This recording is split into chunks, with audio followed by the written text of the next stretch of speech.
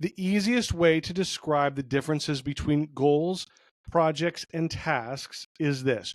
Goals are where you are trying to go. That's where you want to get to, your destination. Okay? Projects are the route that take you to that destination. And tasks are the turn-by-turn directions that you need to make the route work. Here's another way to think about it. Goals are the objective, projects are the strategy, and tasks are the tactics. Hi, I'm Chris LeBrun, your host of the Holistic Productivity Podcast. As someone who's never been afraid of dreaming big and going for it all, I often find myself with a lot on my plate. I'm a husband and father, a nonprofit fundraiser, and an entrepreneur. What I've realized is my view of productivity was pretty toxic. After decades of believing that in order to do more, you had to work harder, I began to see productivity as this beautiful thing. Holistic productivity is the idea that you can accomplish your professional, personal, and purpose-driven goals in a healthy way, and doing so will make you happier and more fulfilled. Join me each week as we break down myths about productivity, share practical tips for maximizing your time, energy, and focus, and hear from others about their productivity journey. This is the Holistic Productivity Podcast. Welcome to episode number 4 of the Holistic Productivity Podcast. My name is Chris LeBrun. I'm your host. Thanks so much for being here. It's good to have you with us. If you are enjoying this podcast, can you do me 2 favors? Number 1, tell a friend about it. Let somebody else in on the secret. We want them to experience productivity in their life as well. Secondly, if you could go to whatever podcast platform you listen to on and rate this, let me know why you like it, what is good about this show. Again, that will help others find this show and listen as well. So that is what I would ask of you. Again, so great to have you here. Thanks for being part of episode number 4. Now, this is exciting because we are starting a 6-part series on some of the fundamentals of the holistic productivity framework. Now, some of them you're probably familiar with, but we're going to put them into perspective of the holistic productivity framework. Okay, so a little bit different twist maybe on what you're used to. Some of the episodes in this series may introduce some new concepts or new ideas, and that is exciting as well. Because again, that's what this is about. This show is about giving you the right tools in your toolbox to be productive and achieve your goals. So let's get started. Today's episode I like to call Goals, Projects, and Tasks. Oh my. Goals, projects, and tasks. Oh my. Okay, sorry about that. I couldn't resist. Now, it may sound like these words are interchangeable sometimes, and they could be, but I think that there are some very clear differences within this framework or this definition of holistic productivity. And so that's what we want to talk about today, just to understand those differences, how they work together, and to make our conversations clearer as we go forward. The easiest way to describe the differences between goals, projects, and tasks is this. Goals are where you are trying to go. That's where you want to get to, your destination. Okay? Projects are the route that take you to that destination. And tasks are the turn-by-turn directions that you need to make the route work. Here's another way to think about it. Goals are the objective, projects are the strategy, and tasks are the tactics. Let me give you a quick illustration. If your goal is to lose, say, 15 pounds, that's your destination. That's your objective. 15 pounds lighter on the scale. Well, how are we going to do that? What are the strategies that we are going to use to lose those 15 pounds? Well, we're going to start eating healthy. we're going to increase our exercise, and we're going to get more sleep so that we're more rested. Okay? Now we're going to break down each one of those to figure out our tactics or our tasks. For eating healthy, that might mean eating a salad every day for lunch, reducing the junk food and sweets that we take in, and not eating anything after 8 p.m. Okay, those may be the tactics for eating healthy. For increasing our exercise, we're going to go to the gym 3 days a week. We're going to run 3 days a week, and we're going to do yoga every day. Okay, those are the tactics for increasing our exercise. And to get more sleep, we're going to have a bedtime routine. No electronics 30 minutes before bed, and we're going to be in bed by 10 o'clock at night. You see how that breaks down? I have my goal or objective to lose 15 pounds, and my strategies for that, my projects that I'm going to take on, essentially, eating healthy, increasing exercise, getting more sleep. And then we looked at all the tasks or tactics that I need to do for each one. Again, let's take another example. As I was getting ready to launch my podcast, there were several projects that I needed to accomplish. There was all the technical stuff that I had to do to deliver the podcast to you guys. So I had to set up accounts. I had to get all the tech working, make sure I had a microphone and a camera. The next project was creating the content. I had to create an outline of what I wanted to say. I had to record each episode, get it edited, and then schedule the shows. And then, of course, there's marketing. That's another project so that people know about it. I had to create show clips, share it on social media. I send out some individual invitations to friends and colleagues. So again, just examples of how these things work together. Goals, projects, and tasks. Now, we'll talk more about this in upcoming episodes, but you can see how all of these work together to form a roadmap for achieving your goals. One of the problems in achieving our goals is that we forget to look at all the steps. Now, we can't just ignore the goal and focus on the project. It's like saying, if I want to drive on Interstate 95, that's not really complete, because our goal usually contains the why. Why do I want to drive on I-95? Well, I want to get to Boston, or I want to get to Florida. And it's important to understand where I want to go, what that destination is, because those are two very different directions on I-95. Okay, so the why is really important in understanding our goal and having that craft or create the projects and the tasks that we do. Now, sometimes we forget to consider the tasks. What does it mean to eat healthy? Wait, does that mean I can't have ice cream at 11 o'clock at night? If we don't have a plan for those tactics, again, this is why so many of our New Year's resolutions fail. And we've talked about that over and over and over. You have to be intentional and know, when am I going to go to the gym? How am I going to curb that craving for ice cream in the middle of the night?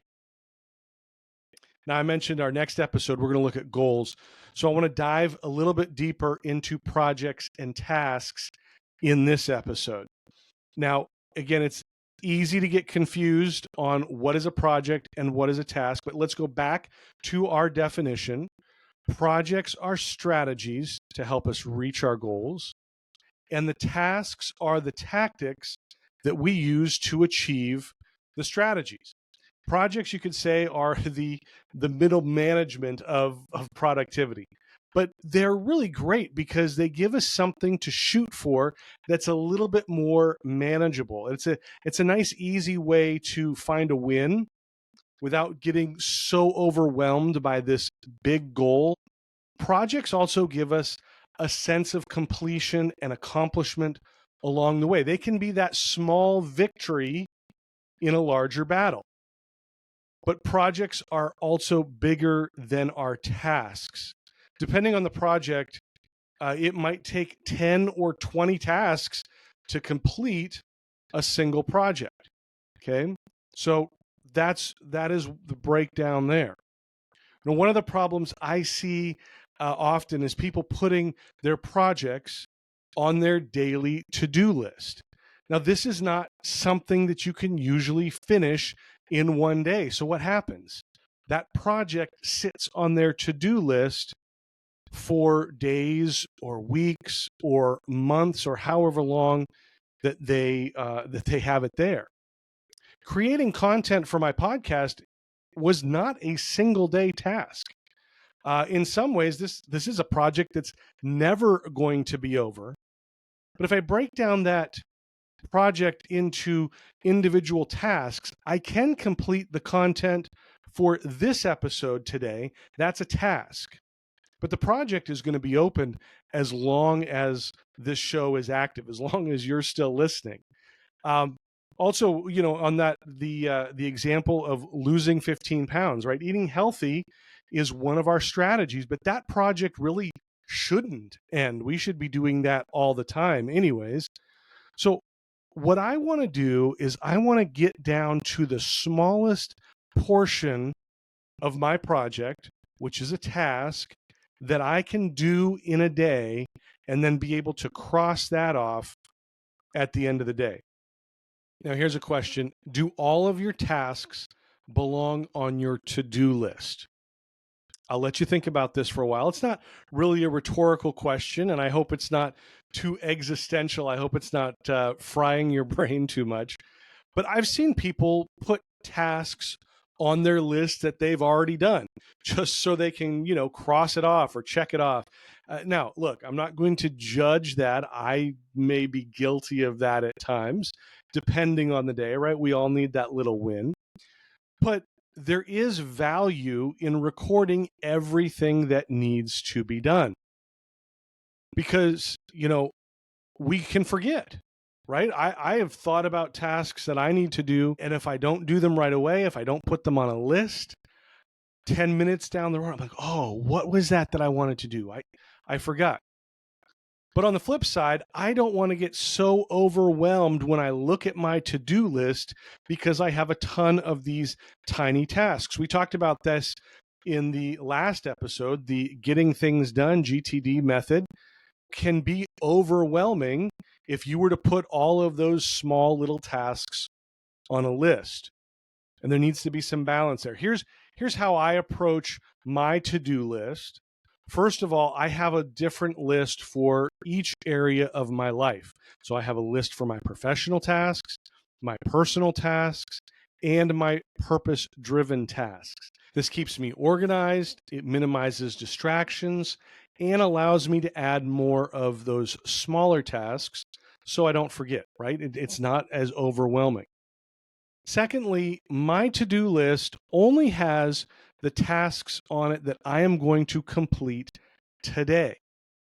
I keep another master list of tasks because otherwise I forget.